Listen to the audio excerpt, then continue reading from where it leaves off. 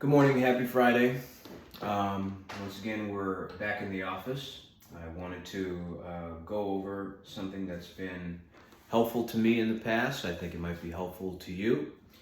It is Romans chapter 12. When I was very young, my father made me memorize it and write it down on a yellow legal pad, like by hand. This was probably, I want to say, between the ages of 5 and 7, somewhere in that neighborhood.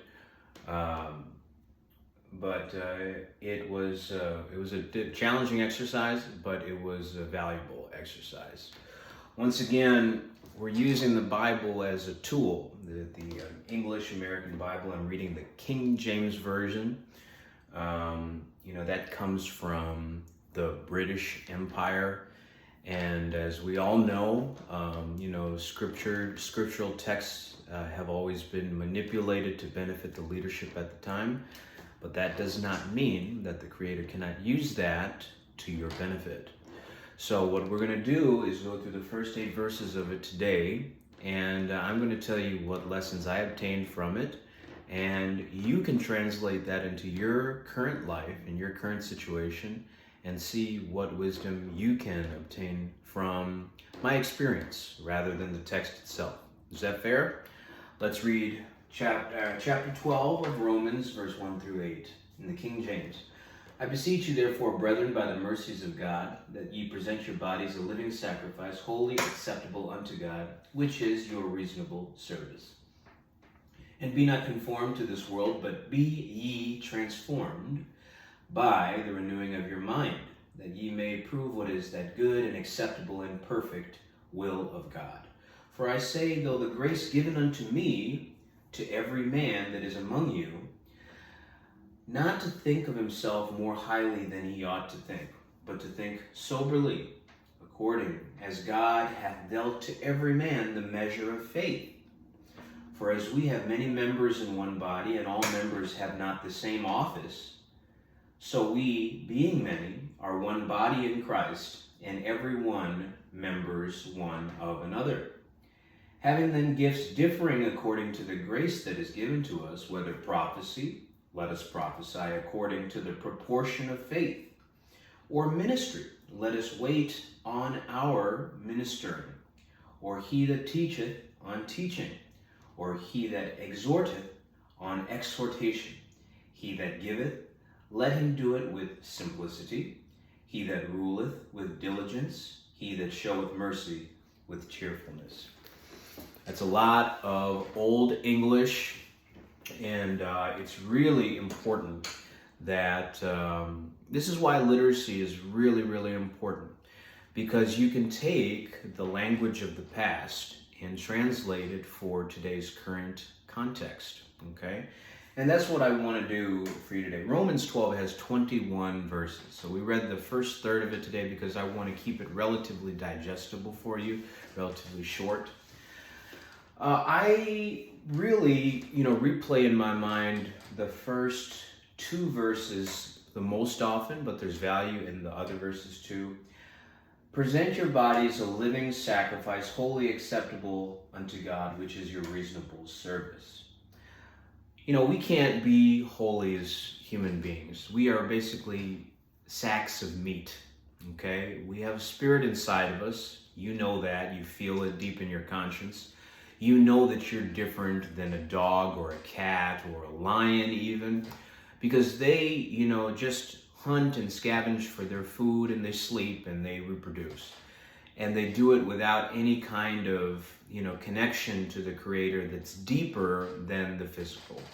We are not created like that. Our mind, our body, and our spirit all interact as a true Trinity, right? Regardless of what you think of the Trinity itself, we have, kind of a 3-in-1 system within us. So when he's talking about keeping your body holy, I mean, if you remember the Outkast song Roses, it reminds us all that we are certainly human, because when you go to the bathroom, there is a scent that is left, isn't there? So that means that you are no more angelic than anyone else, and myself included. So that is really easy for us. It's an easy way for us to remain humble when, we receive wonderful things like prosperity, or a new upgrade in lifestyle, or a new significant other that we're really proud of, or anything like that. It's always good to, as we said before, practice proactive humility. Okay, because we're here to serve one another. The gifts that you have, the strengths that you have, whether it comes from your racial background, your genetic background, whether it comes from your family structure, whether it comes from your socioeconomic background, whether it comes from your physical genetic gifts, whether it comes from your social status, maybe you've just been blessed to be very well liked among other people. That is not simply for your engorgement on yourself, okay? That starts to turn into self-righteousness. And these gated communities, these suburbs, are filled with people that became very, very gluttonous in their appreciation of themselves.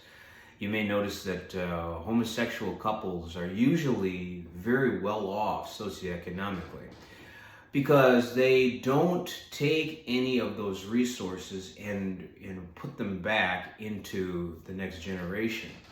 As a matter of fact, a lot of times they are adopting the next generation to further their own preferences. Let's just leave it there, okay? And that's not the kind of people that, add to society in a positive way. So, we need to be on guard against that kind of thing, because, when we deteriorate internally, it's really a crime against humanity, because we are robbing humanity of our unique gift, okay? And so, thankfully, I had parents that allowed me to recognize this through my studies. So we were brought up in such a way that our spiritual life, and it was not the always be closing, American evangelical church type of spirituality. I have to give my father credit for that. He understood that, Christianity and the study of it is not a formula. It is a guide map, a road map to a direct connection with your Creator. Okay? And so when we think about a living sacrifice, what we're saying is that rather than, engorging upon our own self-appreciation and on the material things that this world has to offer to kind of distract us from communicating with our Creator, we sacrifice our desire for those things. It can be money, it can be sex, it can be drugs, it can be pornography, it can be beautiful houses and cars, it could be women. No one is saying that you're going to operate perfectly. And, so when we can put aside those things out of obedience to a higher desire to get to know our Creator and what He wants us to do for Him in this life for other people, in the short term, it's like kind of ripping off a Band-Aid. It's a little uncomfortable. Have you ever tried to do a cleanse, like a 75 hard, or a juice cleanse for maybe 72 hours or maybe even a week? It's challenging, very challenging. That first day, you're smelling everything, all the great food you want to eat, and especially if you have money in your pocket, you want to go eat fast food. All of a sudden, fast food places that you never liked before, all of a sudden they're just calling to you, right? We have to sacrifice ourselves sometimes for the betterment of ourself in the future. This happens in finance as well. Even Warren Buffett or Charlie Munger will tell you delayed gratification and compounding interest is what builds wealth. Okay? So those material principles, if you can translate them into spiritual principles, all that is you're working towards the deepest part of yourself. And wouldn't you want the deepest part of yourself to be secure in a crisis? That's the logic that I had. So when I built Texas Movement, it looks like it's a lot of work, but all it is just a representation of a problem that I saw in the world, and an addressing of that problem through basic spiritual principles. Okay, so when I think about something like racial disharmony, okay, I look at my own appearance.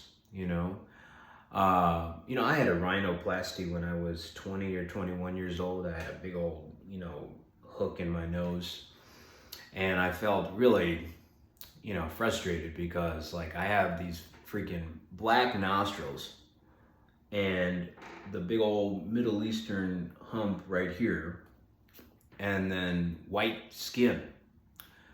And, in Minnesota high school, that kind of gives you the worst of all three. It's an unholy trinity of ugliness. You know what I mean? So when I was in college, I decided to have that element removed. They broke this and they squeezed that together, and now it looks somewhat symmetrical. But it's not the way I was originally born. You know what I mean?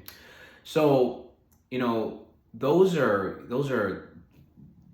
decisions that I made, in kind of a human thinking. So if you think about the story of Abraham and Hagar, that would be an example of a Hagar type of decision.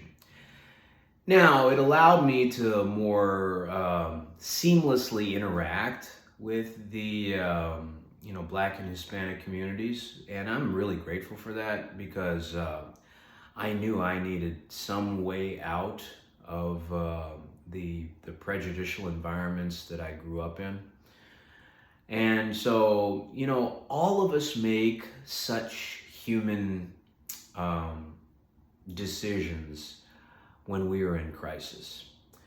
So the idea of perfect holiness is silly.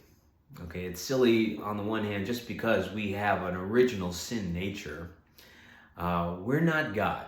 That's the first thing you have to remember. We are not the creator of the universe. We are created beings, just like Lucifer and Michael.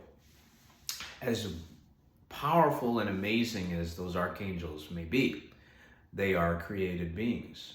And so we can never speak ill of our creator, which is why it's really, really important to always honor your parents, whether they were there or not, whether they were just a sperm donor or a womb donor, or, even your teachers and your coaches and your mentors.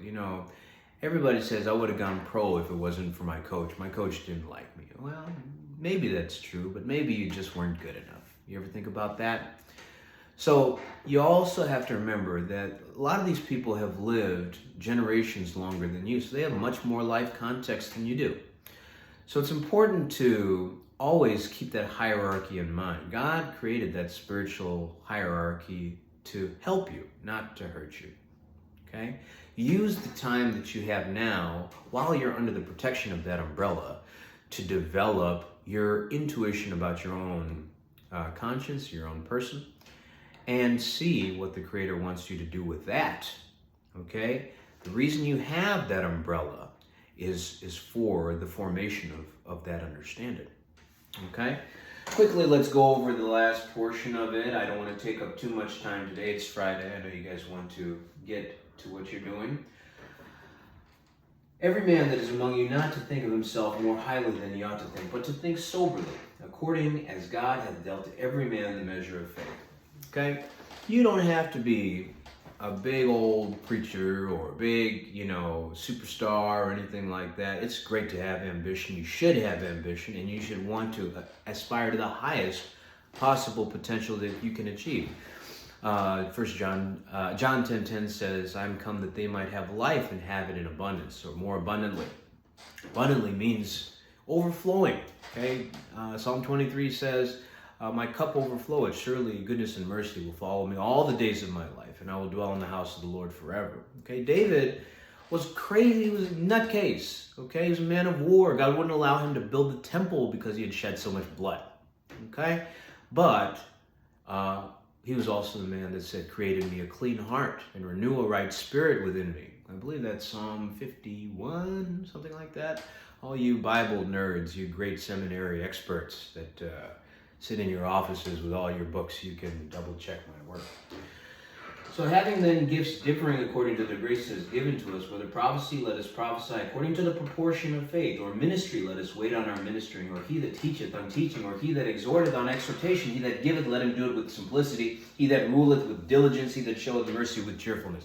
Do your job. What did Bill Belichick say? Do your job, okay? Don't be jealous of somebody else's gift. That's stupid. It's a waste of time. It's a waste of your energy. You find out what you were put on this earth to do, and that is a personal journey. When you are jealous of somebody else's success, what you are angry about is the fact that you had every opportunity to look inside and find out what the Creator wanted from you, and you did not do it. Or you certainly did not do it to the level that you could have. And you know that. Okay? So let's cut the fucking bullshit. All right? Today, spend some time and ask the Creator what He put you on this earth for. You are not a mistake. I don't care if you got left by Brenda on a fire station doorstep. Okay? If you are here for a reason.